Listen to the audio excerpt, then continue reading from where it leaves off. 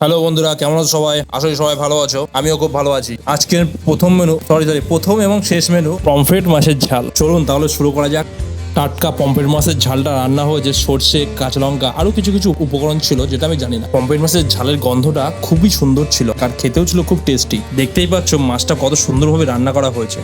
ঝোলের রং, মশলার ঘ্রাণ আর মাছের নরম স্বাদ সব মিলিয়ে একেবারে বাড়ির রান্নার আসল অনুভূতি। গরম ভাতের সঙ্গে এই পমফ্রেট মাছের ঝাল খেতে আলাদা আর কোনো আয়োজনের দরকার হয় না। এবার চলো মাছটা ভেঙে একটু ভাতের সাথে মেখে খেয়ে দেখি কেমন হয়েছে। উফ, মাছটা একেবারে নরম রসালো আর ভীষণ সুস্বাদু আর ঝালটাও সুন্দর হয়েছে। তোমরা কে কে পছন্দ করো পমফ্রেট মাছ খেতে আমাকে জানিও কিন্তু কমেন্টে অবশ্যই। আমি জানি যে পমফ্রেট মাছটা অনেকেরই পছন্দের একটি মাছ, তার কারণ মাছটা নরম আর খেতে খুব সুন্দর। হালকা মশলা রান্না করলে এর স্বাদ আরো দ্বিগুণ হয়ে যায়।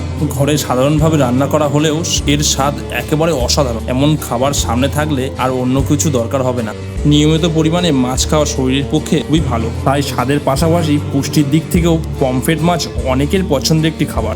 আজকের এই ভিডিও যদি ভালো লেগে থাকে তাহলে লাইক, কমেন্ট, শেয়ার করতে ভুলবে না কিন্তু। দেখা হচ্ছে নতুন কোনো ভিডিও নিয়ে। তত সময় ভালো থেকো, সুস্থ থেকো, টাটা, বাই বাই।